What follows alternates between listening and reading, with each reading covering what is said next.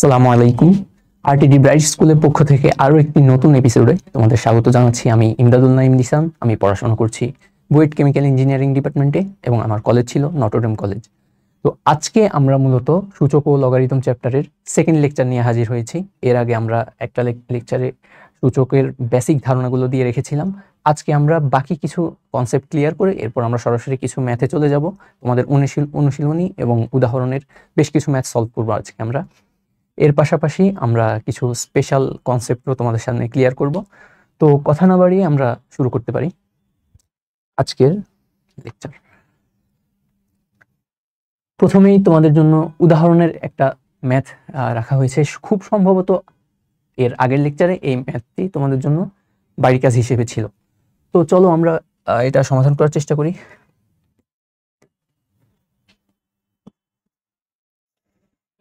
প্রথমেই খেয়াল করো 3 × 2 পাওয়ার n - 4 × 2 পাওয়ার n - 2। আমরা এটাকে লিখতে পারি 3 × 2 পাওয়ার n - 4 × 2 পাওয়ার n - 2। তোমাদের মনে আছে কিনা আমরা গত ক্লাসে পড়িয়েছি 2 power n divided by 2 power 2। সূচকের ভাগের যে পদ্ধতি তোমাদের শিখিয়েছিলাম সেখানে আমরা বলেছিলাম যে ভিত্তির কোন একটা সূচকের কোন একটা ভগ্নাংশের ক্ষেত্রে ভিত্তির পাওয়ার যা আছে সে পাওয়ারগুলো বিয়োগ হয়ে যায়। ভিত্তি এখানে এই ভগ্নাংশের ভিত্তি কে বলতো 2 একটা ভিত্তি আর নিচেও 2 ভিত্তি। তো ভিত্তির পাওয়ারগুলো বিয়োগ হয়ে যায়। আমরা জানি উপরের পাওয়ার থেকে নিচের পাওয়ার বিয়োগ হয়। তাহলে আমরা এটাকে লিখতে পারি 2 পাওয়ার n - 2। তো আমরা এই 2 পাওয়ার n - 2 কেও ভেঙে আমরা লিখতে পারি 2 power n divided by 2 power. আমরা সেটাই লিখব 2 power n divided by 2 power 2, I mean 2 square. নিচে থাকলো 2 পাওয়ার n মাইনাস আবারও 2 power n divided by 2 power 1, 2 power n divided by 2 power 1। Just এই লাইন থেকে এই লাইনে তো তোমরা যেতেই পারবে যে 2 উপরে পাওয়ার আছে n আর নিচে পাওয়ার আছে 1। তাহলে আমার এটাকে একসাথে লেখা যায় 2 পাওয়ার n - 1। আর সূচকীয় ভগ্নাংশের ভাগের ক্ষেত্রে আমরা জানি পাওয়ারগুলো বিয়োগ হয়ে যায়। পরের লাইনে যাই। খেয়াল করো আমার এই জায়গা থেকে 2 পাওয়ার n কমন নিতে পারি আমরা। 2 পাওয়ার n যদি আমি কমন নিয়ে ফেলি তাহলে আমার এখানে থাকে কি 3 মাইনাস এই জায়গায় থাকে কি বলতো 4 × 2 পাওয়ার n কিন্তু কমন নিয়ে ফেলেছি। তাহলে উপরে থাকবে 1 ডিভাইডেড বাই 2 স্কয়ার মানে কত 4। নিচে খেয়াল করো নিচেও আমরা 2 পাওয়ার n কমন নিতে পারি। তাহলে 2 পাওয়ার n কমন নিলাম। তো 2 পাওয়ার n যদি আমি কমন নিই তাহলে এখানে আমার অবশিষ্ট থাকবে 1 মাইনাস 2 পাওয়ার n আমি কমন নিয়ে ফেলেছি। তাহলে উপরে থাকবে হচ্ছে শুধু 1 আর নিচে 2 পাওয়ার 1 মানে হচ্ছে 2। ওকে খেয়াল করো 2 পাওয়ার n আর 2 পাওয়ার n এখানে কাটা যাচ্ছে আর উপরে 4 × 1/4 এখানে 4 গুলো কাটা যাচ্ছে। তাহলে 3 মাইনাস এখানে আমাদের কত অবশিষ্ট থাকলো শুধু 1। 3 - 1 = 2। আর নিচে কত থাকলো 1 - হাফ। 1 - হাফ আমরা এটা লসাগু করি। লসাগু আসবে 2, 2 কে 1 দ্বারা মাল্টিপ্লাই করব -1। তাহলে এখানে আমার হাতে থাকছে 2 আর এখানে পাবো হচ্ছে 2 - 1 মানে হাফ। এই ক্যালকুলেশনটা তো তোমরা সবাই জানো 2 ডিভাইডেড বাই হাফ। তাহলে আমি লিখব 2 ডিভাইডেড বাই হাফ।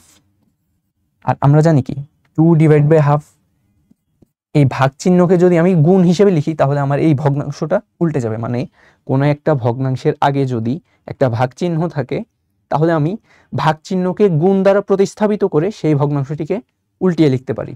তাহলে আমি এখানে লিখব 2 × হাফকে উল্টিয়ে দেব 2/1। সো অ্যান্সার আসবে 2 × 2 = 4। আশা করি ক্লিয়ার। আমরা এই ম্যাথটা মোটামুটি বুঝাতে পারলাম। ওকে,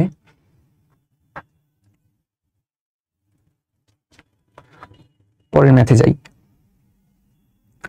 আচ্ছা, খুঁটিনাটি এই স্লাইডে আমরা মেইনলি তোমাদেরকে ফার্স্ট ক্লাসে আমরা যতগুলো কনসেপ্ট পড়িয়েছিলাম, সূচকের বিভিন্ন নিয়ম কানুন বা বিভিন্ন সূত্র পড়িয়েছিলাম, সেগুলো আরেকবার একটু রিক্যাপ করব। তো প্রথমে আমরা পড়েছিলাম সূচকের গুণ, যেমন 3 স্কয়ার ইন্টু 3^4, 3 স্কয়ার ইন্টু 3^4। ভিত্তি যদি একই হয় আর এদের যদি পাওয়ার থাকে, আর যদি এই দুটো ভিত্তি যুক্ত সূচকীয় রাশি যদি গুণ আকারে থাকে, এরা দুইজন গুণ আকারে আছে, তাহলে আমরা কি করি, ভিত্তিটা এখানে বসিয়ে দেই, পাওয়ারগুলো যোগ করে দেই, +4, সো অ্যান্সার আসবে 3^6। ওকে,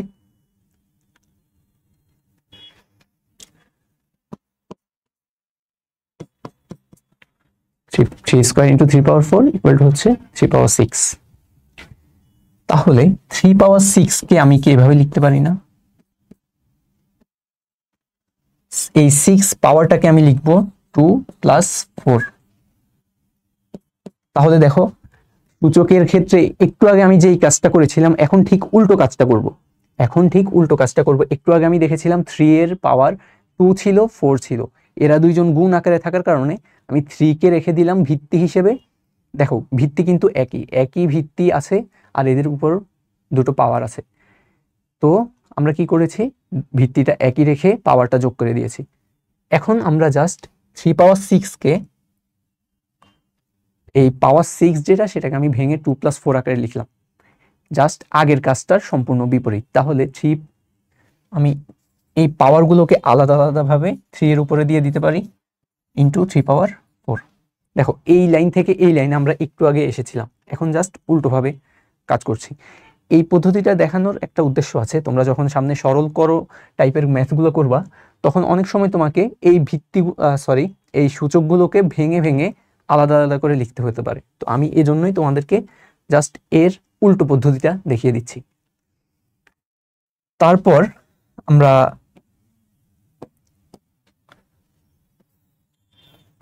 আরেকটা সূত্র দেখেছিলাম, এমন AB হোল পাওয়ার n। তোমাদের আশা করি মনে আছে যে আমরা a আর b গুণ আকারে আছে এখানে দেখলাম, আর এই পুরোটার উপর n আছে পাওয়ার হিসেবে। তখন আমরা কি করেছিলাম, nটাকে a এর উপর একবার দিয়েছিলাম, ইন্টু b এর উপর একবার দিয়েছিলাম, a power n into b power n। তাহলে এখান থেকে আমি বলতে পারি কি, কখনো যদি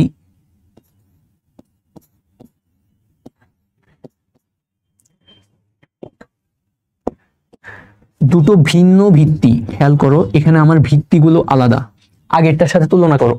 আগের ম্যাথে আমাদের ছিল কি, ভিত্তিগুলো একই, পাওয়ারগুলো আলাদা অথবা একই হতে পারে, কোনো সমস্যা নেই, কিন্তু ভিত্তিগুলো যখন একই ছিল, তখন সেগুলোর গুণের ক্ষেত্রে আমরা কি করেছিলাম, ভিত্তিটা একই রেখে পাওয়ারগুলো যোগ করে দিয়েছিলাম। এখানে খেয়াল করো, আমার ভিত্তিগুলো আলাদা, পাওয়ারগুলো সেম, মানে এই ঘাতগুলো সেম, ঘাত হিসেবে কি আছে, n। এই ক্ষেত্রে কি হবে বলতো, এই ক্ষেত্রে আমি ওই যে nটা যেহেতু একবার a এর উপরে পাঠিয়েছিলাম, একবার b এর উপরে পাঠিয়েছিলাম, এখন আমি জাস্ট এর উল্টো কাজটা করব। এর উপর থেকে nটা আর b এর উপর থেকে nটা দুটোকে আমি a ইন্টু b এর হোল পাওয়ার n আকারে লিখে দিব। যখনই দেখব পাওয়ার একই, মানে দুটো রাশি গুণ আকারে আছে যাদের পাওয়ার একই কিন্তু ওই ভিত্তিগুলো আলাদা, তখন আমি কি করব, ভিত্তিগুলোকে কমন নিয়ে পাওয়ারটা পুরোটার উপর হোল পাওয়ার হিসেবে লিখে দিব। জাস্ট আগের ম্যাথেরই reverse process. a into b whole power n কে আমি লিখেছিলাম a power n into b power n, এখন আমি লিখছি a power n into b power n কে a b কমন নিয়ে পুরোটার উপর n বসিয়ে দিচ্ছি। এই nটা a এর উপর একবার যাবে, b এর উপর একবার যাবে। আচ্ছা, এইটার ক্ষেত্রে তোমাদের একটু এটা লিখে দেই, যদি a power m into a power n, দেখো ভিত্তিগুলো একই a, আর এদের ঘাতগুলো আলাদা আলাদা হতে পারে অথবা একইও হতে পারে, কোনো সমস্যা নেই। যদি একই হয় তাহলে আমি লিখবো হয়তো a পাওয়ার, ওই যে ভিত্তি একই রেখে পাওয়ারগুলো যোগ করে দিব, m plus m is equal to a power 2m।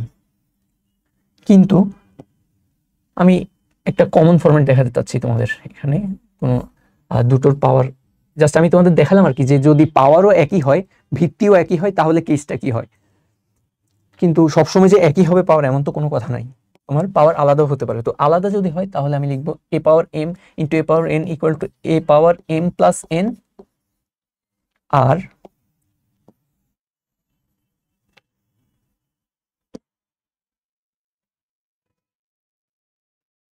Sorry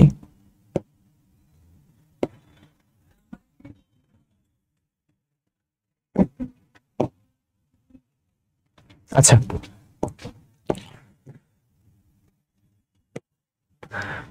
এখন এদিকে আসো, যদি a power m plus n থাকে, a power m plus n, তখন আমি এই জিনিসটাকে ভেঙে কিভাবে লিখবো, দেখো ভিত্তি কিন্তু একই, পাওয়ারগুলো আলাদা আলাদা, তখন আমি কি করব, এর উপর m দিয়ে ইনটু a পাওয়ার n দিয়ে দিব, সরি a পাওয়ার n দিব।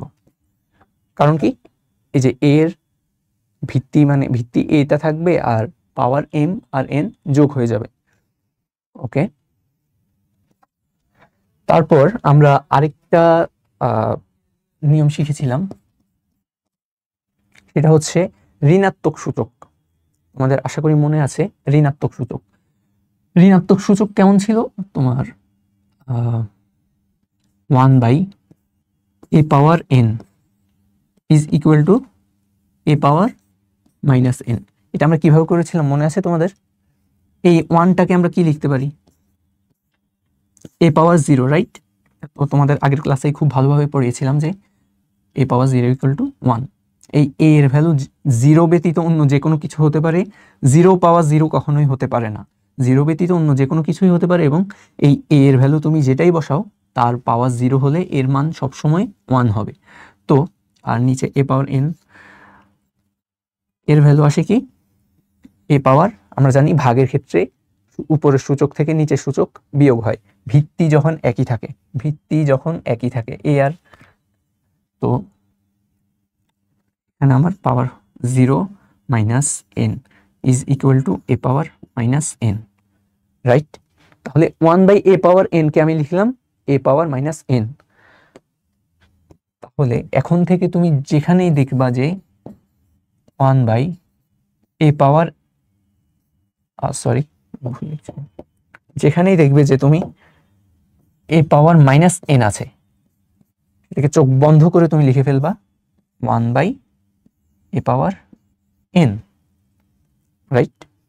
আচ্ছা, আরেকটা ব্যাপার, যদি 1/a পাওয়ার মাইনাস n থাকে, 1/a পাওয়ার মাইনাস n, তাহলে কি হবে বলতো, 1/a পাওয়ার মাইনাস n, আবার আগের মতো 1টাকে আমি লিখবো a পাওয়ার 0, আর a পাওয়ার মাইনাস n সেটা তো আগের মতোই থাকলো। তাহলে কি হবে দেখো, a পাওয়ার উপরের পাওয়ার থেকে নিচের পাওয়ার বিয়োগ হবে, তাহলে 0 মাইনাস নিচের পাওয়ারটা বিয়োগ হবে, বিয়োগ হবে এর জন্য মাইনাস দিলাম, কিন্তু নিচের পাওয়ারটা কি মাইনাস n, তো মাইনাস n লিখলাম। a power 0 minus minus n, এই মাইনাসে মাইনাসে প্লাস হয়ে যাবে, তাহলে আমার আলটিমেটলি অ্যান্সার কি থাকবে, a পাওয়ার, ওই যে মাইনাসে মাইনাসে প্লাস হয়ে গিয়ে a পাওয়ার n থাকলো। তাহলে এখান থেকে একটা ব্যাপার অবজার্ভ করার আছে, তুমি অবজার্ভ করো যে 1/a পাওয়ার n যখন নিচে a এর পাওয়ার n ছিল, আমি সিম্পলি এই যে a পাওয়ার nটাকে উপরে তুলে দিয়েছি, n এর পাওয়ার এখানে প্লাস ছিল তাই মাইনাস করে ফেলেছি। আবার যখন 1/a পাওয়ার মাইনাস n ছিল তখন আমি কি করেছি, এই পুরো জিনিসটার বদলে আমি a পাওয়ার মাইনাস nটাকে উপরে তুলে n এর মাইনাসটা বিপরীত করে দিয়েছি, মানে মাইনাস ছিল উপরে উঠে সেটা প্লাস হয়ে গেছে। 1/a পাওয়ার মাইনাস n ছিল 1 মানে 1 এর নিচে ছিল, আমি 1 এর নিচে থেকে a পাওয়ার মাইনাস n কে উপরে তুলে দিলাম, জাস্ট পাওয়ারটা যখন মাইনাস n ছিল উপরে উঠে প্লাস হয়ে গেছে। আবার এখানে দেখো 1/a পাওয়ার n, যখন 1 এর নিচে ছিল তখন n এর পাওয়ার কি, n এর সামনে কোনো চিহ্ন নাই, মানে হচ্ছে এখানে প্লাস আছে। তো 1/a পাওয়ার n কে যখন আমি লিখলাম এভাবে 1 এর নিচ থেকে সরিয়ে আমি জাস্ট a পাওয়ার n কে উপরে যখন তুললাম তখন আমার n এর চিহ্নটা চেঞ্জ হয়ে গেছে। যখন a পাওয়ার n ছিল মানে n এর আগে যখন প্লাস ছিল আমার এখানে মাইনাস হয়ে গেছে। আবার 1/a পাওয়ার মাইনাস n ছিল, সেটাকে আমি উপরে তুলে দেওয়ার সময় মাইনাসটা প্লাস হয়ে গেছে। তাহলে তুমি যদি 1/2 পাওয়ার মাইনাস 3 দেখো কখনো, তাহলে এটার ভ্যালু চোখ বন্ধ করে লিখে ফেলবা 2 পাওয়ার, এটাকে উপরে তুলছি যেহেতু মাইনাস 3 ছিল সেটা 3 হয়ে যাবে। আবার যদি 1/5 পাওয়ার 6, সেটার ভ্যালু হবে কি 5 পাওয়ার মাইনাস 6। ওকে, আশা করি ক্লিয়ার হয়েছে।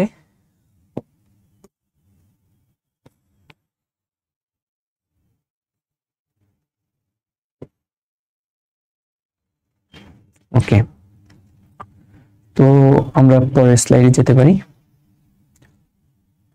আচ্ছা, 0 দিয়ে ভাগ।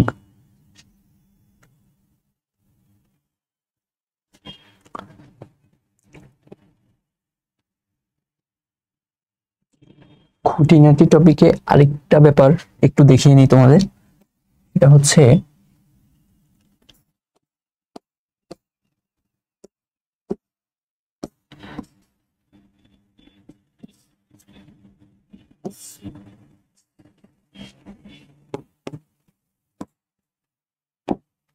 a/b whole power n,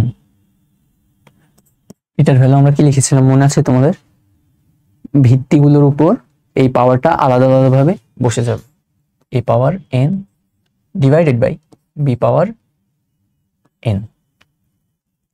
okay, তাহলে যদি কোথাও দেখো a power m divided by b power m, তাহলে তোমার কাজ হচ্ছে তুমি সাথে সাথে পাওয়ারটা কমন নিয়ে a/b এর পাওয়ার হিসেবে লিখে ফেলবে।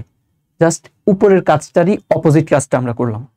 উপরে কি করেছি, a/b এর পাওয়ার যখন n ছিল আমি nটাকে a এর উপর একবার দিয়ে দিয়েছিলাম, b এর উপরে একবার দিয়ে দিয়েছিলাম। এখন a/m divided by a power m divided by b power m যখন আসলো তখন আমি কি করব, mটাকে a/b এর হোল পাওয়ার আকারে লিখে দিব। আশা করি এটাও বুঝতে পেরেছো মোটামুটি তোমরা। 0 দিয়ে ভাগ খুবই ইন্টারেস্টিং একটা টপিক তোমাদের, মানে এটা তোমার পরীক্ষায় কাজে লাগবে এমন না, এটা হচ্ছে তোমাদের জন্য একটা মানে কনসেপ্ট ক্লিয়ারিং এর মতো বলতে পারো। তোমরা খেয়াল করেছো কিনা লাস্ট ক্লাসে আমরা যখন ঋণাত্মক সূচক পড়াচ্ছিলাম তখন এই জায়গায় আমরা a নট ইকুয়াল টু 0 একটা সাইড নোট লিখে রেখেছিলাম। শূন্য সূচকের বেলায় আমরা দেখিয়েছিলাম a নট ইকুয়াল টু 0, কারণ a এর ভ্যালু যদি 0 হয় 0 টু দি পাওয়ার 0 হওয়া কখনোই সম্ভব না, সেটা অসংজ্ঞায়িত, এবং এটা নিয়ে খুব ডিটেলসে তোমাদের বলেছি। কিন্তু এই জিনিসটা আমরা বলিনি। তোমরা কেউ কি এটা নিয়ে চিন্তা করেছো যে a এর ভ্যালু কেন এখানে 0 হতে পারবে না? আমরা সেটাই এখন ক্লিয়ার করব। a power minus n equal মানে ঋণাত্মক সূচক এর ফর্মুলা কি, a পাওয়ার মাইনাস n মানে 1/a পাওয়ার n, সেটা থেকে আমরা এখন দেখব।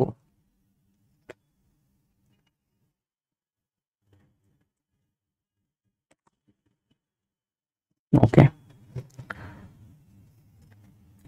তো ঋণাত্মক সূচক বলে a power a 1/a power n is equal to হচ্ছে a power minus n। Side note হচ্ছে a not equal to 0। a 0 এর সমান হতে পারবে না। যদি 0 এর সমান হয় তাহলে কি হবে বলতো?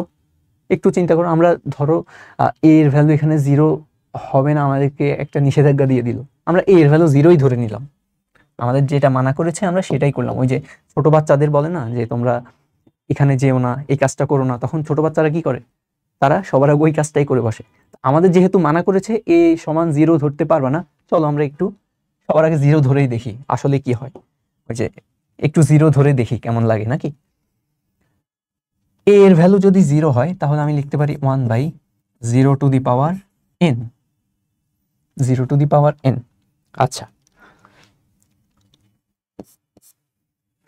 তোমাদের গত ক্লাসে আমি বলেছিলাম 0 এর পাওয়ার যতই হোক না কেন, 0 পাওয়ার 1 হোক, 10 হোক, 100 হোক, তোমার অ্যান্সারটা কি আসবে বলো তো?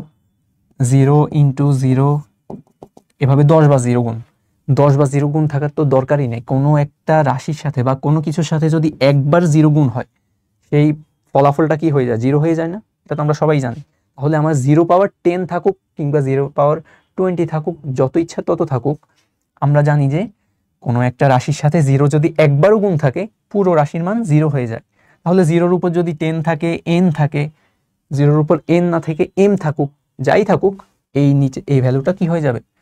0 হয়ে যাবে। তাহলে 1/0 আসবে। আচ্ছা, 1/0 এর ভ্যালু কত? এটা কি জানা আছে তোমাদের? 1/0 এর ভ্যালু কখনো বের করেছো বা বের করতে পেরেছো কখনো? যদি কেউ পারো আমাকে একটু জানাবা, আমার জন্য স্পেশাল পুরস্কারের ব্যবস্থা থাকবে।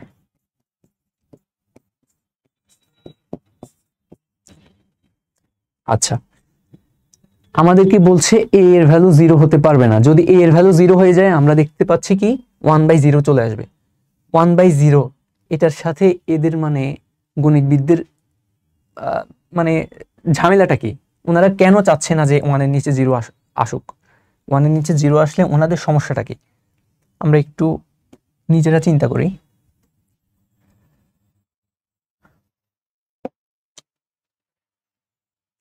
ওকে, মনে করো তোমার কাছে 2 টাকার কয়েন আছে 3টা। 2 টাকার কয়েন আছে কয়টা? 3টা। তাহলে তোমার কাছে মোট কত টাকা আছে বলো তো? মোট 6 টাকা আছে। আচ্ছা, 2 টাকার কয়েন 3টা হওয়ার কারণে তোমার কাছে যে 6 টাকা আছে, এটা তুমি কিভাবে বুঝলে বলো তো? তুমি বলতে পারো যে আমি তো সিম্পলি 2 এর সাথে 2 যোগ করে দিলাম, আবার এটা যোগ করে দিলাম, যোগফল আসলো 6। কিন্তু এটা তো বাচ্চাদের মেথড। ছোট বাচ্চারা 2 এর সাথে 2 যোগ করে করে 6 বানাবে। তুমি যেহেতু ক্লাস 9-এ পড়ো, তুমি বলবে কি? সে 2 টাকার কয়েন আছে 3টা, 2 টাকার কয়েন আমাকে মোট 6 টাকা দিচ্ছে। তাহলে 2 টাকার কয়েন এর সাথে তুমি 3 গুণ করে, মানে কয়টা 3 টাকার কয়েন আছে, সরি কয়টা 2 টাকার কয়েন আছে, সেই সংখ্যাকে গুণ করে তুমি তোমার মোট টাকার পরিমাণটা পাচ্ছ। তাহলে আমি যদি বলি 6 টাকা বানাতে তোমার কাছে এখন কত টাকা আছে বলো? 6 টাকা না? তাহলে আমি যদি বলি 6 টাকা বানাতে তোমার 2 টাকার কয়েন কয়টা দরকার? 6 টাকা বানাতে বা 6 টাকা যদি তোমার কাছে থাকতে হয়, তাহলে তোমার কাছে কয়টা 2 টাকার কয়েন থাকতে হবে? সেটা তুমি কিভাবে বের করবে? 2 দিয়ে ভাগ করে তুমি দেখাবে যে আচ্ছা, আমার যদি 6 টাকা থাকতে হয় তাহলে আমার 2 টাকার কয়েন 3টা থাকতে হবে নাকি? যদি আমার কাছে 2 টাকার কয়েন 3টা থাকে তাহলে আমি 6 টাকা বের করতে পারবো, সরি টোটাল 6 টাকা পাবো। এখন তাহলে আমার এই জায়গায় আমার প্রশ্নটা কি ছিল বলো তো? একটু প্রশ্নটা একটু খেয়াল করবা। 6 টাকা বানানোর জন্য কয়টা 2 টাকার কয়েন প্রয়োজন ছিল? 6 টাকা বানানোর জন্য 2 টাকার কয়েন কয়টা প্রয়োজন ছিল? তোমার অ্যান্সার হচ্ছে 3টা। এবার আসো, আমি বললাম 10 টাকা বানানো, এই যে এখানে খেয়াল করো, 6 টাকা বানানোর জন্য 2 টাকার কয়েন কয়টা প্রয়োজন? 6 টাকা বানানোর জন্য 2 টাকার কয়েন কয়টা প্রয়োজন এটা জিজ্ঞেস করার পর তুমি ম্যাথ করলে কিভাবে? 6 টাকাকে 2 টাকার কয়েন দিয়ে ভাগ করলে। এখন যদি আমি বলি 10 টাকা বানানোর জন্য 0 টাকার কয়েন কয়টা প্রয়োজন? 10 টাকা বানানোর জন্য 0 টাকার কয়েন কয়টা প্রয়োজন? তোমাকে যদি জিজ্ঞেস করি কি উত্তর দিবে বলো? এই যে 6 টাকা বানানোর জন্য যেহেতু 2 টাকার কয়েন কয়টা প্রয়োজন এটা জিজ্ঞেস করা হয়েছিল, আমি 6 টাকাকে 2 টাকার কয়েন দিয়ে ভাগ করলাম, পেলাম 3। তখন আমি বুঝলাম যে 2 টাকার কয়েন যদি 3টা থাকে তাহলে আমি 6 টাকা বানাতে পারবো। কিন্তু যখন আমি 10 টাকার কথা জিজ্ঞেস করলাম যে 10 টাকা বানাতে তোমার কয়টা 0 টাকার কয়েন লাগবে, কয়টা 0 টাকার কয়েন লাগবে, তুমি কয়টা 0 টাকার কয়েন মিলিয়ে 10 টাকা বানাতে পারবে বলো তো? কতগুলো 0 টাকার কয়েন দিয়ে তুমি 10 টাকা বানাতে পারবা? কখনো পসিবল? মানে সারা জীবন ধরে তোমাকে আমি একটা 0 টাকার কয়েন দিলাম, যেই টাকা তুমি দোকানদারকে গিয়ে তুমি দিলা, দিয়ে বললা যে আঙ্কেল আমাকে একটা চকলেট দিন, 2 টাকা দিয়ে 0 টাকার একটা চকলেট দিন, দোকানদার কি দিবে তোমাকে? আচ্ছা, 0 টাকার কয়েন কিভাবে বানানো যায় এটা একটা প্রশ্ন হতে পারে। 0 টাকার কয়েন আমরা এই যে একটা কাগজকে গোল করে কেটে আমরা 0 টাকার কয়েন বানাতে পারি। একটা কাগজকে গোল করে কাটলে এটা তো একটা কয়েনের সাইজই তো নাকি? কিন্তু এটার কি কোনো ভ্যালু আছে? তুমি এই গোল কাগজের এই টুকরাটা দোকানদারকে দিলে দোকানদার কি তোমাকে বিনিময়ে কোনো খাবার দিবে? দিবে না তো। তাহলে এই যে গোল করে কাগজ কাটলাম সেটা কি? একটা 0 টাকার কয়েন আমরা ধরে নিলাম। তাহলে এরকম কয়টা 0 টাকার কয়েন মিলিয়ে তুমি 10 টাকা বানাতে পারবা? পসিবল কখনো? এই জন্যই এই 0 দিয়ে কোনো কিছুকে ভাগ করা, এই জিনিসটাকে তুমি সংজ্ঞায়িত করতে পারো না, কখনোই সংজ্ঞায়িত করতে পারো না। এই যে গুণ ভাগের কনসেপ্ট দিয়ে তুমি যদি চিন্তা করো, কখনোই তুমি এভাবে মিলাতে পারবে না। আবার আসো, আমি লিখলাম 2 টাকার কয়েন 3টা মিলিয়ে 6 টাকা হলো। 2 টাকার কয়েন 3টা মিলিয়ে 6 টাকা হলো। আমি এবার লিখি 0 টাকার কয়েন ধরো 1000টা মিলিয়ে আমার কত টাকা? আমার দরকার কত টাকা বলো তো? 10 টাকা না? আমার দরকার 10 টাকা। আমি লিখলাম যে 0 টাকার কয়েন 1000টা মিলিয়ে আমি 10 টাকা বানাবো। আমার ম্যাথটা কি ঠিক আছে বলো তো? 0 টাকার সাথে যদি আমি কোনো কিছুকে গুণ করি, আমার এখানে কি কখনোই কোনো একটা সংখ্যা আসবে? আসবে না তো। এখানে অলওয়েজ কি আসবে? 0 আসবে। সবসময় কি আসবে? 0 আসবে।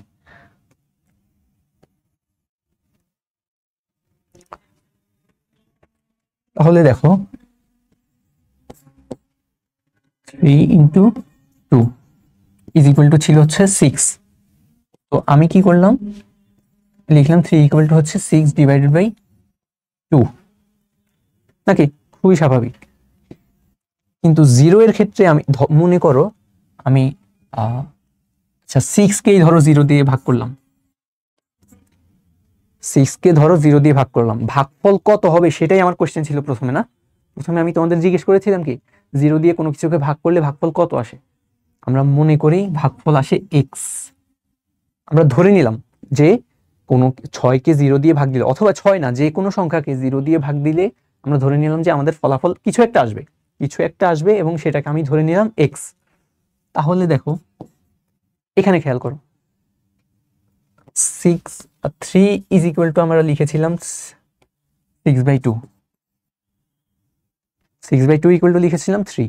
তাহলে এই 2টাকে আমি এই পাশে এনে গুণ করে দিলে 3 ইন্টু 2 ইজ ইকুয়াল টু থাকবে কত? 6। এখানে খেয়াল করো 6/0 ইকুয়াল টু আমি ধরে নিলাম যে x, আমার ফলাফল আসবে x।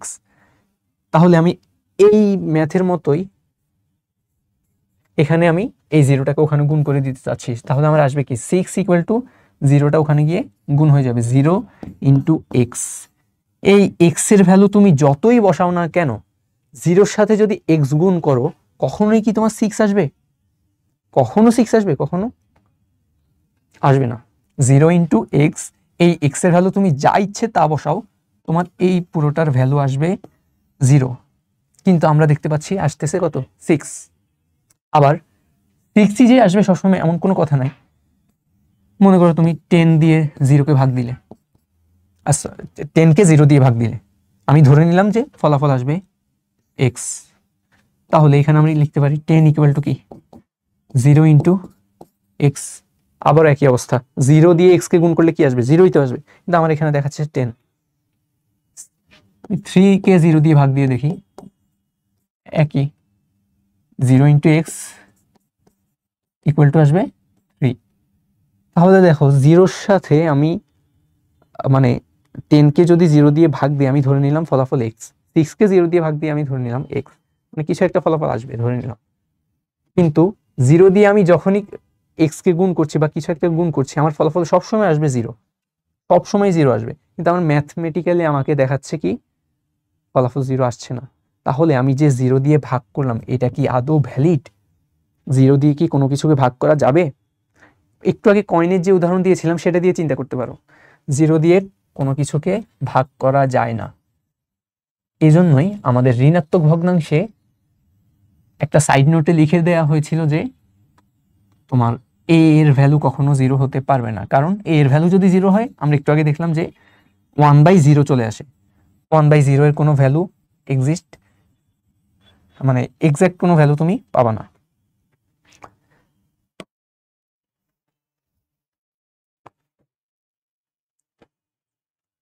জিরো দিয়ে ভাগ, আচ্ছা তাহলে আমি এখন লিখতে পারি 1/0 ইজ ইকুয়াল টু, দেখো 0 দিয়ে কোনো কিছুকে ভাগ করলে আমি কি সেটা সংজ্ঞায়ন করতে পারছি? ভাগফলের মানটা কত হবে সেটা কি আমি কখনো ফিক্স করতে পারছি? পারছি না। তাহলে 1/0 এর ভ্যালুটা অসংজ্ঞায়িত, 1/0 হচ্ছে কি অসংজ্ঞায়িত।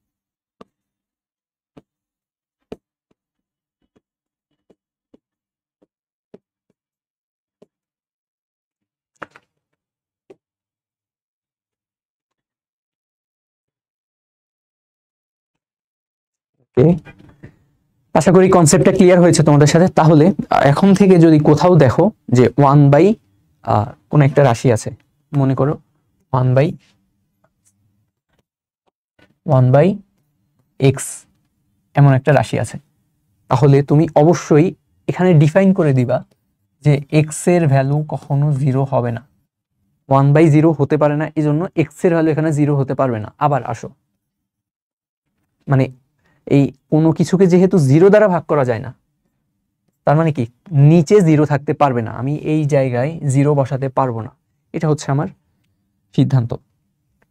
1/x-2 আসলো, কোনো একটা জায়গায় ম্যাচ করতে করতে তুমি 1/x-2 পেলে, তাহলে এখানে তুমি এরকম একটা সাইড নোট লিখতে চাচ্ছ যে নিচে আমার 0 থাকতে পারবে না।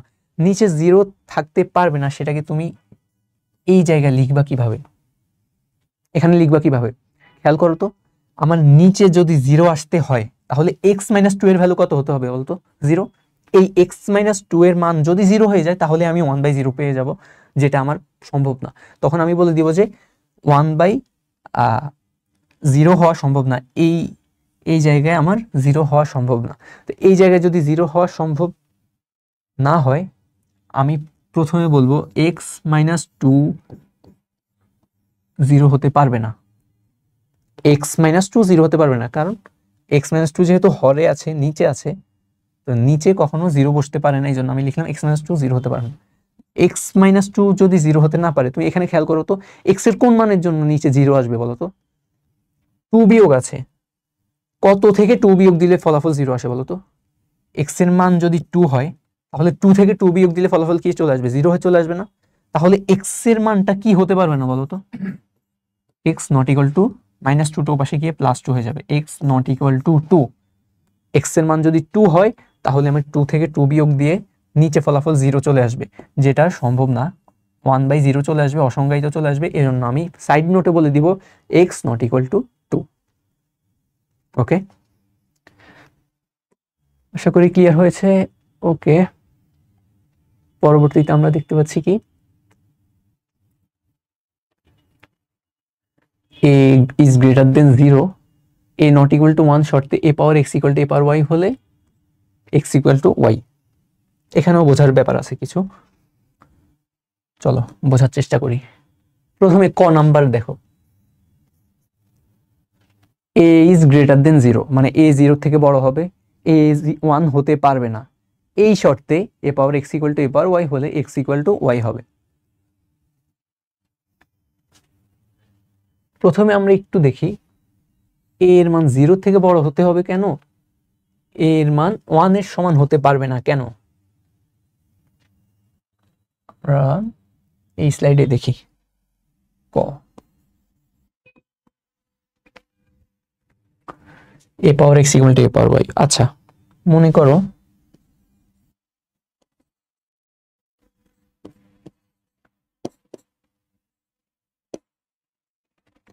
এটার ভ্যালু কত আসবে বলো, 2 পাওয়ার 2 প্লাস 2, 2 প্লাস 2 মানে হচ্ছে কত 4, তার মানে 2 4 বার গুণ আছে, 2 4 বার গুণ আছে, 2 দুগুণে 4 আর 2 দুগুণে 4, 4 গুণ 4 হচ্ছে 16। আর আমি পাওয়ারটা লিখতে পারি 2 পাওয়ার কত, 2 প্লাস 2 ইকুয়াল টু হচ্ছে 2 পাওয়ার 4। তোমার এখানে বলছে কি a power x equal to a power y হলে এক্স আর ওয়াই সমান হবে, মানে এর পাওয়ার যদি এক্স হয় আর তার মান যদি এর উপর একটা পাওয়ার থাকে ওয়াই হয়, তাহলে এক্স ইকুয়াল টু ওয়াই হবে। খুবই কমন সেন্সের ব্যাপার এটা, মানে তুমি দেখলেই বুঝতে পারবে। যেমন ধরো আমি লিখলাম 5 পাওয়ার এক্স ইকুয়াল টু 5 স্কোয়ার, 5 এর পাওয়ার এক্স, এক্স এর মান কিছু একটা বসালে আমার ফলাফল আসে 5 টু দি পাওয়ার 2। তাহলে এখান থেকে তুমি বুঝতেই পারছো যে এক্স এর মান কত বসালে 5 পাওয়ার 2 আসবে বলো, এক্স এর মান 2 বসালেই তো এখানে কি আসবে 5 পাওয়ার 2 আসবে। তো আমি এই লাইন থেকে এখানে বলতে পারি এক্স ইকুয়াল টু 2। খেয়াল করো এটার সাথে এটা তুলনা করো, এ পাওয়ার এক্স, এ হচ্ছে কে ভিত্তি, a power x, a power x is equal to a power y. দেখো ভিত্তিটা কিন্তু একই আছে, এ এখানে 5 এখানে 5, আমি এ এর ভ্যালু ধরে নিয়েছি কত বলো 5। A power x equal to a power y, আর দুটো ভিত্তির পাওয়ারে আলাদা আলাদা জিনিস লেখা, এই এ এর উপরে লেখা এক্স আর এই এ এর উপরে লেখা ওয়াই। আমরা এখানে এই এ মানে কত 5 ধরলাম, এই 5 এর উপরে ধরলাম এক্স আর এই 5 এর উপরে ওয়াই এর বদলে আমি ধরলাম 2। তো 5 পাওয়ার এক্স ইকুয়াল টু 5 যদি 5 স্কোয়ার হয় তাহলে স্বাভাবিক এক্স ইকুয়াল টু কি হবে 2 হবে। খুবই স্বাভাবিক যে এক্স এর মান যদি আমি 2 বসাই তাহলেই তো ডান পাশের সাথে বাম পাশ সমান হবে। তাহলে সুতরাং এই লাইন থেকে আমি বলতে পারি কি ভিত্তি যদি সমান হয়, দেখো ভিত্তি যদি সমান হয় তাহলে ওদের পাওয়ারগুলো এখান থেকে সমান হবে, ভিত্তি যদি সমান হয় তাহলে এদের পাওয়ারগুলো সমান হবে। এই যে এখানে দেখো a power x equal to a power y, a power x equal to a power y, ভিত্তি দুটো সমান, ভিত্তি কি কি এ, যদি এ এর পাওয়ার এক্স হয় এবং তার ভ্যালু এ এর পাওয়ার ওয়াই এর সমান হয় তাহলে অবশ্যই কি এক্স ইকুয়াল টু কি হবে ওয়াই হবে। তুমি এক্স ইকুয়াল টু ওয়াই না, তুমি এখানে এবার এক্স ইকুয়াল টু ওয়াই হলে এক্স এর মান ওয়াই এর সমান, তাহলে এক্স এর বদলে তুমি এখানে ওয়াই লিখো, এক্স এর মান ওয়াই লিখো। এই যে দেখো বাম পাশ আর ডান পাশ সমান হয়ে যাচ্ছে। এটা আশা করি বুঝতে পেরেছো যে a power x equal to a power y হলে এক্স ইকুয়াল টু ওয়াই হবে। তোমাদের এই জিনিসটা তোমাদের অনেক ম্যাথে লাগবে, সামনে আমরা যখন ম্যাথ করবো তখন এই জিনিসটা তোমাদের কাজে লাগবে। তো এই জন্য এইটা মনে রাখতে পারো যে 5 পাওয়ার এক্স ইকুয়াল টু 5 স্কোয়ার হলে আমি ভিত্তি দুটো যেহেতু একই পাচ্ছি তাহলে এর কি হবে, এই দুইজন যেহেতু সমান বলছে তাহলে এদের পাওয়ারগুলো সমান হবে। আচ্ছা এ নট ইকুয়াল টু 1 কেন আগে আমি সেটা না হয় দেখিয়ে দিই। Okay, a power x equal to a power y, তো এর ভ্যালু হচ্ছে মানে ভিত্তির মান 1 এর মান 1 এর পাওয়ার এক্স আর 1 এর পাওয়ার ওয়াই দিলাম। আচ্ছা, তো আমি এক্স আর ওয়াই এর একটা এক্স এর মান যে কোনো একটা মান ধরে নেই, ধরো 1 পাওয়ার এক্স এর মান ধরলাম 2। 1 স্কোয়ার মানে কি 1 ইন্টু 1, 1 ইন্টু 1 মানে কত বলতো 1 নাকি?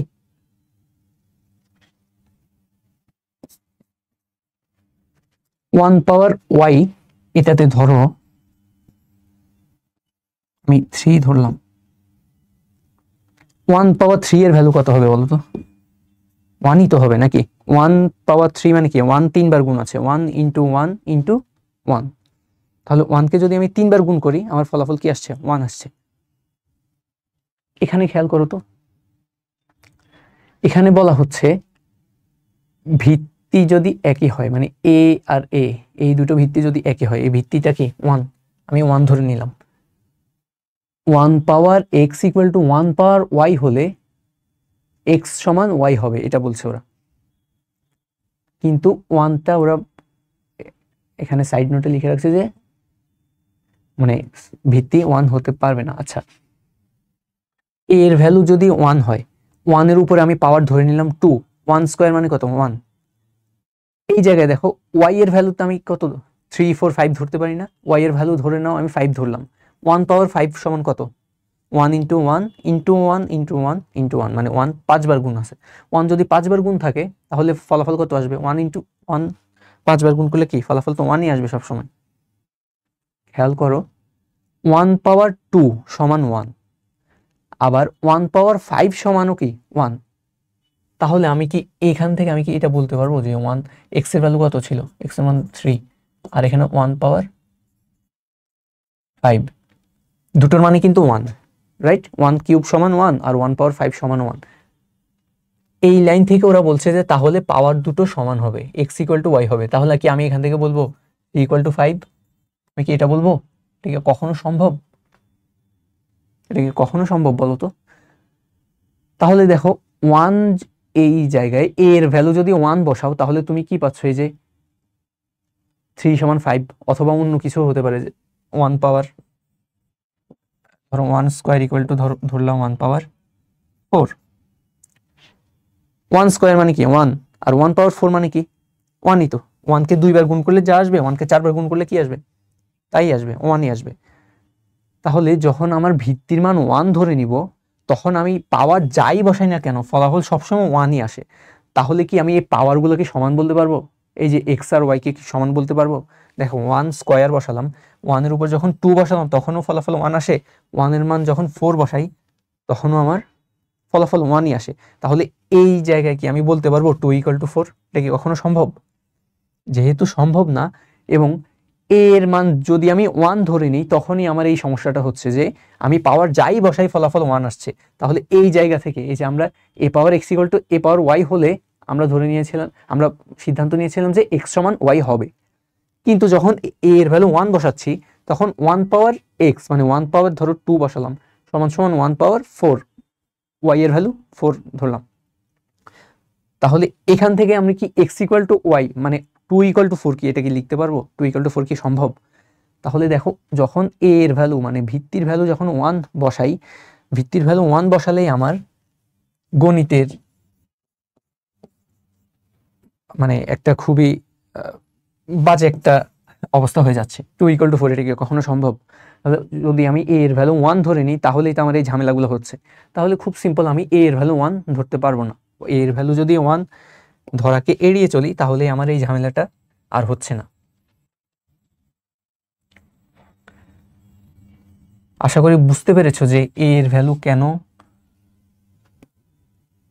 তুমি 1 ধরবে না।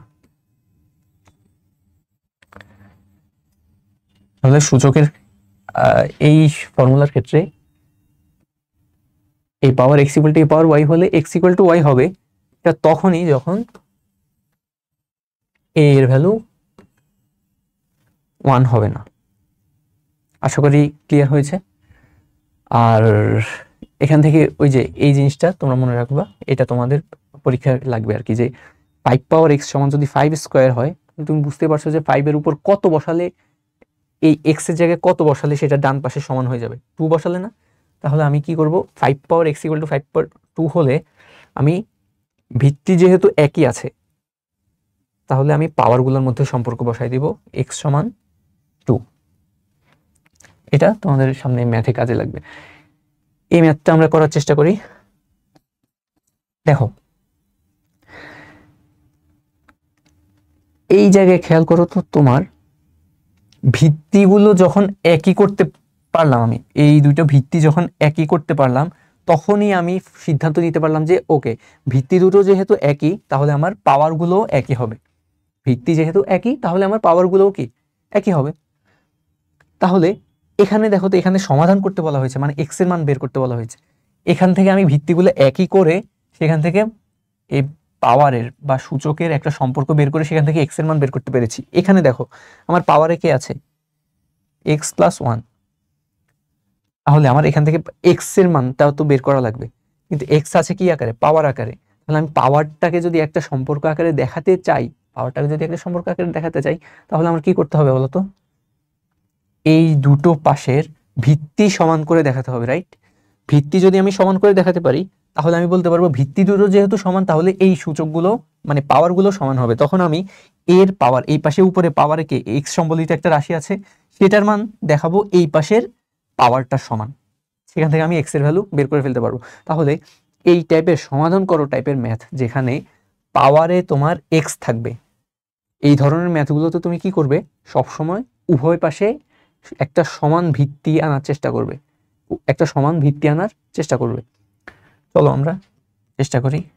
4 পাওয়ার x + 1, 4 পাওয়ার x + 1, এই 4টাকে কি লিখতে পারি আমি, 2 পাওয়ার 2 লিখতে পারি না? 4টাকে আমি লিখতে পারি কি, 2 স্কয়ার।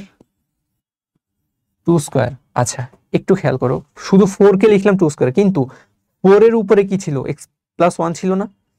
আমি 4টাকে 2 স্কয়ার লিখলাম, কিন্তু এই পুরোটার উপরে মানে 2 স্কয়ার মানে কি 4 না, এই 4 এর উপরে ছিল x + 1, এই জন্য আমি একটা ব্র্যাকেট দিয়ে 2 স্কয়ার লিখে এরপর ব্র্যাকেট দিয়ে x + 1 লিখলাম।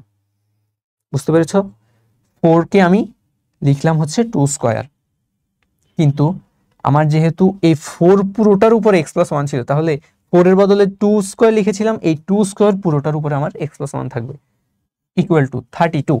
32 কে আমি কি লিখতে পারি বলো তো, দেখো তো, 2 × 2 = কত, 4। 4 কে যদি 2 দিয়ে মাল্টিপ্লাই করি, গুণ করি, 4 × 2 হচ্ছে 8, 8 কে 2 দিয়ে মাল্টিপ্লাই করলে কত আসবে, 16 মানে 16, 16 কে আরো 2 দিয়ে যদি গুণ করি কত আসবে, 32। 2 কে কতবার গুণ করা লেগেছে এখানে, 1 2 3 4 5 বার। 2 যেহেতু 5 বার গুণ আছে তাহলে 2 এর পাওয়ার কত দিব, এখানে 2 এর পাওয়ার দিব 2 পাওয়ার 5, 5 বার গুণ করেছি যেহেতু। ওকে,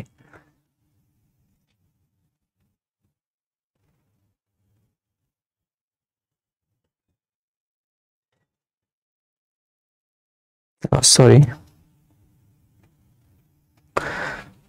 আচ্ছা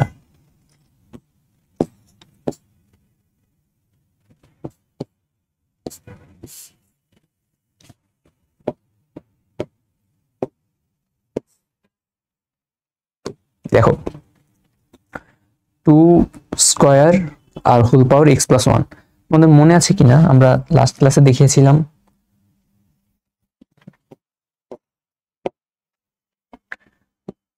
x পাওয়ার 2 ব্র্যাকেট হোল পাওয়ার 3 এরকম কিছু থাকলে আমরা দেখিয়েছিলাম কি এই পাওয়ারগুলো পরস্পরের সাথে গুণ হয়ে যায়, তাহলে 2 × 3 হয়ে যায়, তাহলে x পাওয়ার কি লিখতে পারতাম 6।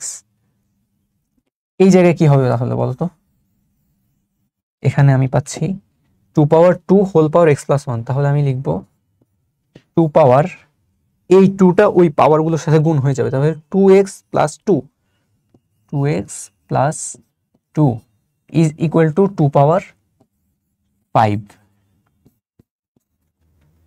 খেয়াল করো আমার ভিত্তিগুলো একই, 2, এখানেও 2, এখানেও 2, যদি 2 পাওয়ার কিছু একটা = 2 পাওয়ার 5 হয় তাহলে এই 2 এর উপরে যা আছে সেটা 5 এর সমান হবে না?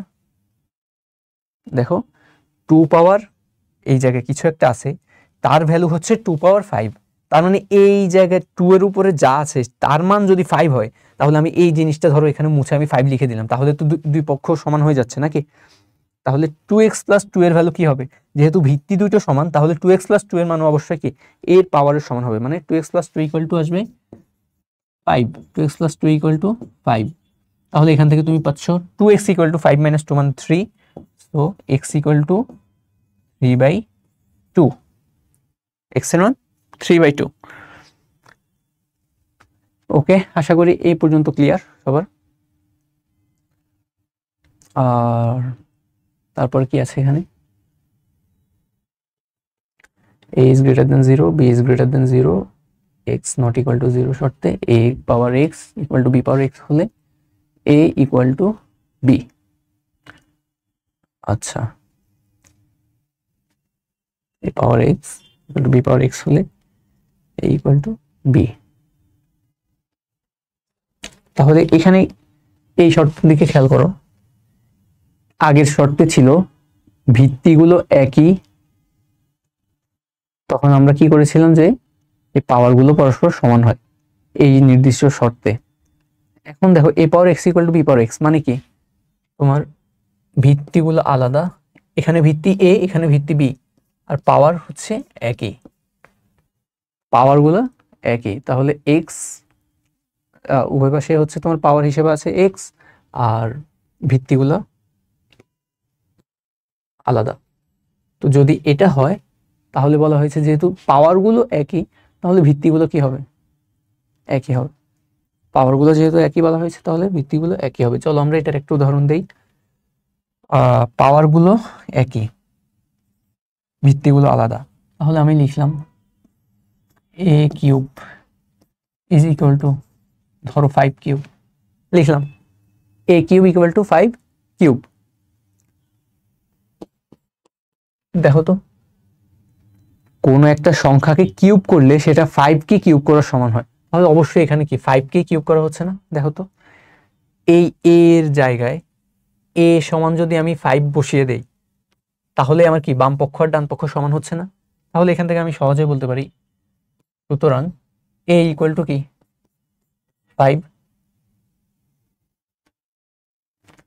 আমার ঘাতগুলো বা সূচক পাওয়ারগুলো একই ছিল, একই সূচক থেকে আমি লিখলাম যে ভিত্তিগুলো সমান। আগের ম্যাথে কেমন ছিল বলতো?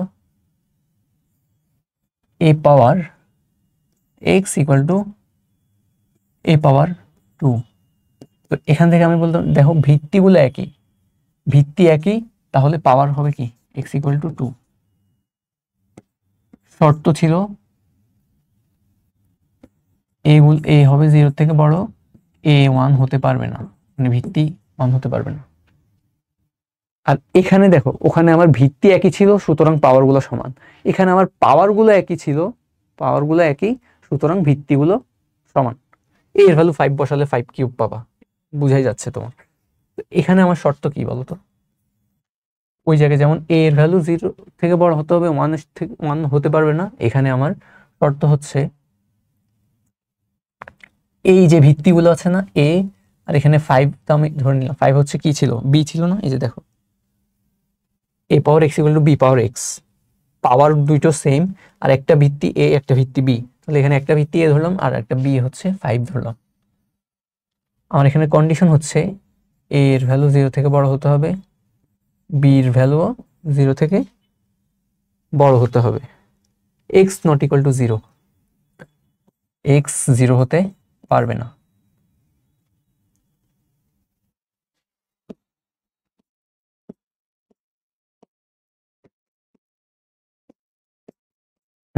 a power x equal to b power x হলে a সমান b হবে তখন যখন a এর মান 0 থেকে বড়, b এর মানও 0 থেকে বড়, আর x কি হতে পারবে না?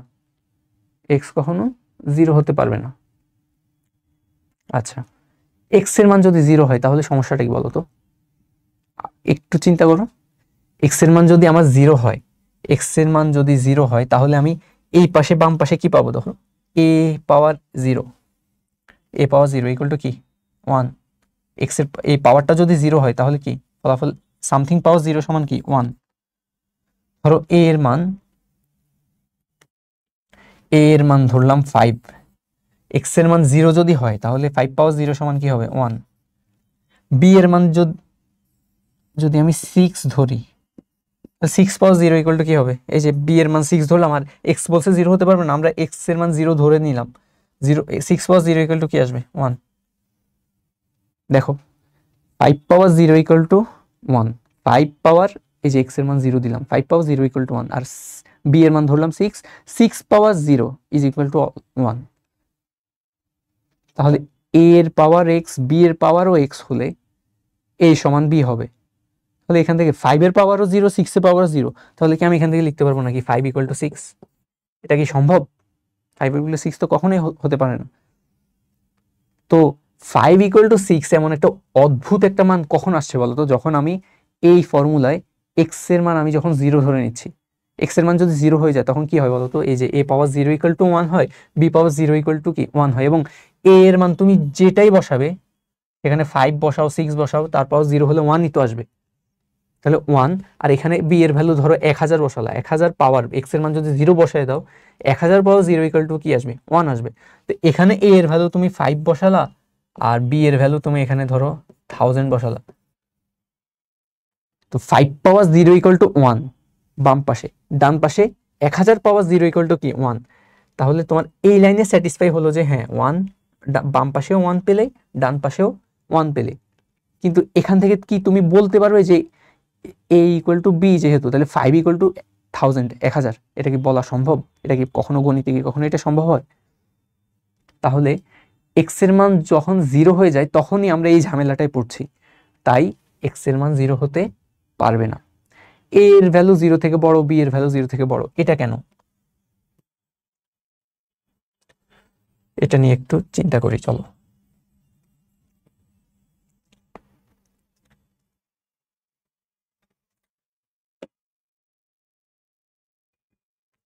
এ এর ভ্যালু 0 থেকে বড়, বি এর ভ্যালুও 0 থেকে বড়।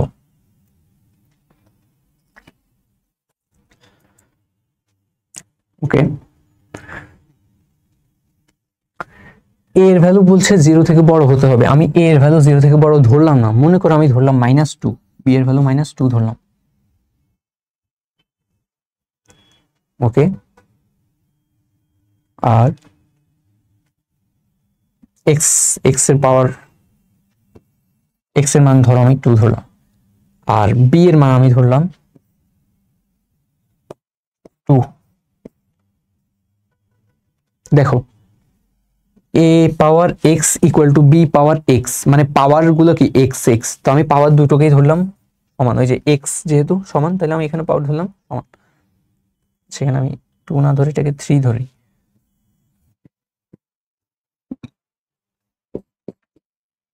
ভিত্তি এ আর বি, ভিত্তি এ মানে ধরলাম -3, বি অন্য একটা রাশিকে ধরলাম 3, একটা -3 একটা 3, ভিত্তিকে ধরলাম। এখন দেখো -3 স্কোয়ার মানে কি? -3 দুইবার গুণ আছে, -3 ইন্টু -3, -3 ইন্টু -3 মানে কত বলো তো? মাইনাসে মাইনাসে কি হয়ে যাবে? প্লাস, আর 3 ইন্টু 3 মানে হচ্ছে কত? 9। তাহলে -3 হোল স্কোয়ার এর মান আসছে 9 ইজ ইকুয়াল টু 3 স্কোয়ার মানে কত? 3 ইন্টু 3 মানে কি? 9। আচ্ছা, তাহলে -3 উপরে যদি স্কোয়ার দিই আমি, ফলাফল 9 আসছে, 3 এর উপরেও যদি স্কোয়ার দিই আমার ফলাফল কি আসছে? 9 আসছে। হ্যাঁ, তাহলে আমার এই লাইনটা সত্যি যে হ্যাঁ বাম পক্ষ সমান ডান পক্ষ সমান। কিন্তু এই যে এই লাইনটা আর কি, প্রথমে আমি এ এর ভ্যালু -3 ধরলাম, বি এর ভ্যালু ধরলাম 3, এক্স এর ভ্যালু ধরলাম 2। তো সেখান থেকে আমি দেখতে পেলাম হ্যাঁ আমার লাইনটা ঠিক আছে, 9 ইকুয়াল টু 9। কিন্তু এই লাইন থেকে আমি সিদ্ধান্ত নিতাম কি বলতো? যদি পাওয়ারগুলো একই হয় তাহলে ভিত্তিগুলো একই হবে। তাহলে দেখো পাওয়ারগুলো একই হয়েছে, তাহলে ভিত্তিগুলো একই হবে। আসলে কি হবে? ভিত্তি কি 3 ইকুয়াল টু কি -3 হওয়া সম্ভব কখনো? 3 ইকুয়াল টু -3 হওয়া কি সম্ভব? সম্ভব না। তো যদি সম্ভব না হয় তাহলে আমার এই ম্যাথে কেন 3 ইকুয়াল টু -3 চলে আসছে বলো? কারণ আমি ভিত্তির ভ্যালু, ভিত্তি এ আর বি এই দুটোর ভ্যালুই বলা হয়েছে 0 থেকে বড় হতে হবে, কিন্তু আমি এ এর ভ্যালু 0 থেকে কম ধরেছি। দেখো -3 এটা কি 0 থেকে বড় নাকি ছোট? 0 থেকে ছোট না? আমাদের শর্ত হচ্ছে ভিত্তিগুলো 0 থেকে বড় হতে হবে।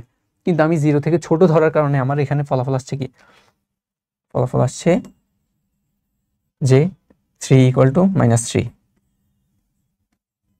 ইকুয়াল টু মাইনাস 3 আসছে, যেটা কখনোই সম্ভব না।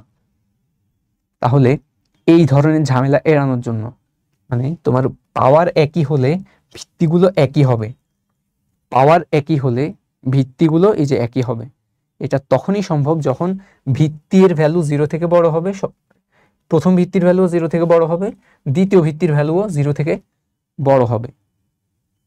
আমি যখন একটা ভিত্তির ভ্যালু 0 থেকে ছোট ধরেছি তখনই আমার অঙ্কটা ভুল হয়ে গেছে, কারণ 3 ইকুয়াল টু মাইনাস 3 এটা তো সম্ভব না, এটা তো অঙ্ক ভুল। তাহলে এই কন্ডিশনগুলো কেন মেনে চলা দরকার বুঝতে পেরেছো? আবার আসো, একটু আগে আমি ধরেছিলাম হচ্ছে 3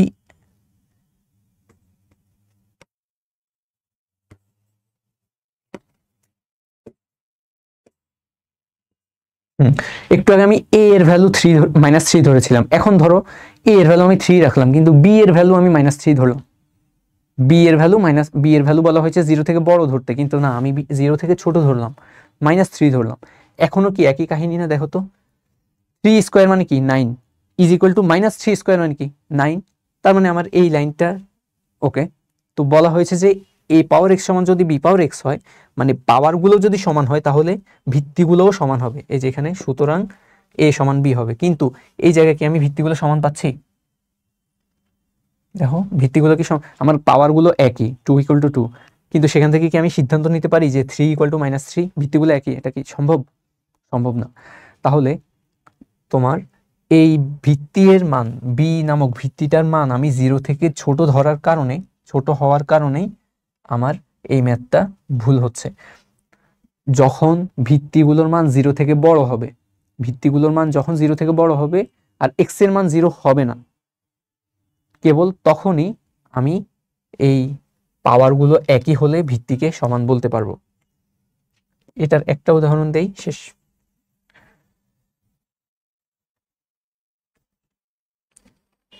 ওকে, আমি এই শর্তগুলো মেনে একটা উদাহরণ লিখি।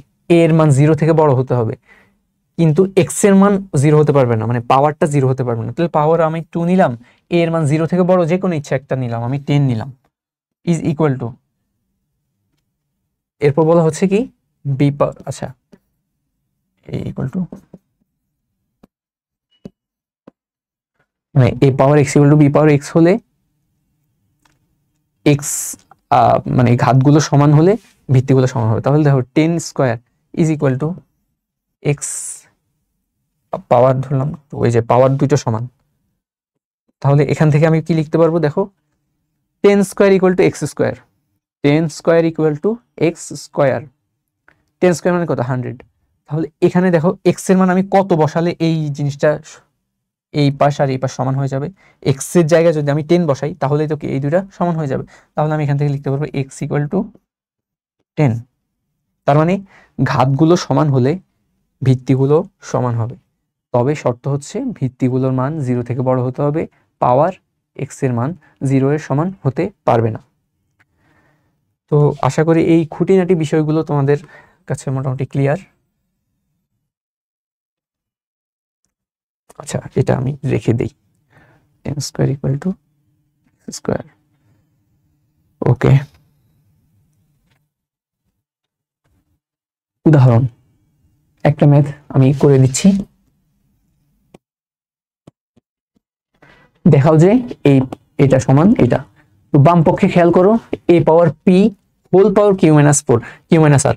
দেখো ব্র্যাকেটের উপরে পাওয়ার আছে, আমরা বলেছি ব্র্যাকেটের উপরে যদি পাওয়ার থাকে a স্কোয়ার, এর উপর পাওয়ার দিয়ে যদি 3 হয় তাহলে এই পাওয়ার দুটো গুণ হয়ে যায়, তাহলে a পাওয়ার 2 ইন্টু 3, তাহলে a পাওয়ার 6।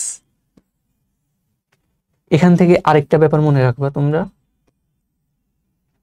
কখনো যদি দেখো a পাওয়ার 9 আছে, বলে এটাকে তুমি ভেঙে লিখতে পারো এভাবে,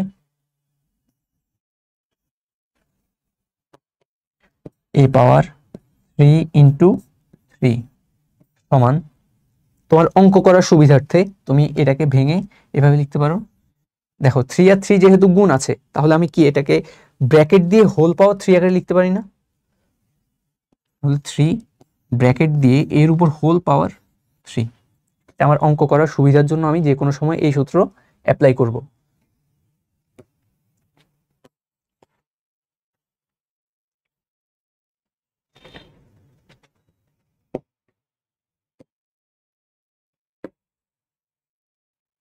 ওকে, তো এখানে খেয়াল করো a power p whole power q minus r, বলে আমি এই জায়গায় এটার সাথে এগুলো গুণ করে দিচ্ছি, তাহলে আসবে a পাওয়ার p কে q মাইনাস r দ্বারা গুণ করলে কি আসবে? দেখো pq মাইনাস p কে r এর সাথে গুণ করলে আসবে pr into a power q আর whole power r minus p, তাহলে এখানে আসবে কি q এর সাথে r গুণ হয়ে যাবে মাইনাস q এর সাথে p গুণ হয়ে যাবে qp into a power r whole power p minus q, আবারও ব্র্যাকেটের উপরে পাওয়ার আছে তাহলে এরা গুণ হয়ে যাবে a power r into p আসবে হচ্ছে pr minus a power r into q, তাহলে আসবে এখানে qr ইজ ইকুয়াল টু 1।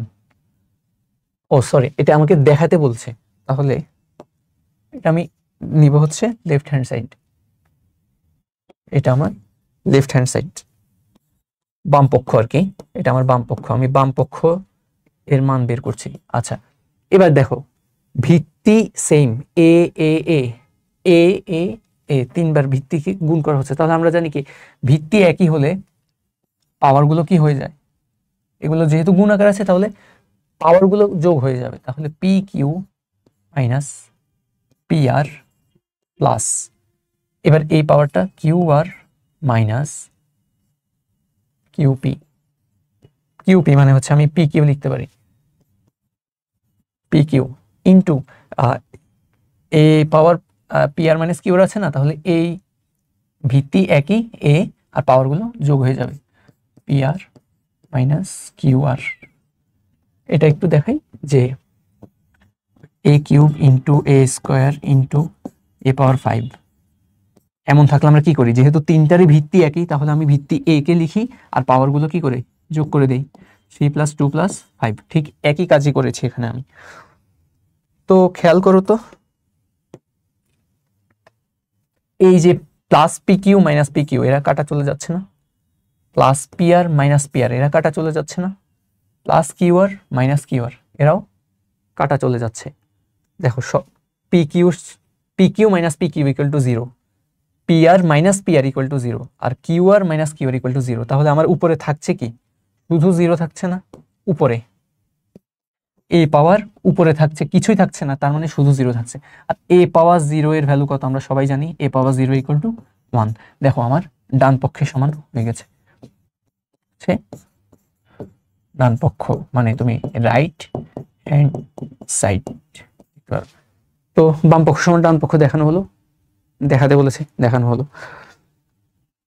আচ্ছা, নতুন টপিক n-তম মূল, সেটা আমরা ইনশাআল্লাহ পরবর্তী ক্লাসে তোমাদেরকে দেখাবো। আজকের ক্লাস এই পর্যন্তই থাকুক, সবাইকে অসংখ্য ধন্যবাদ, আসসালামু আলাইকুম।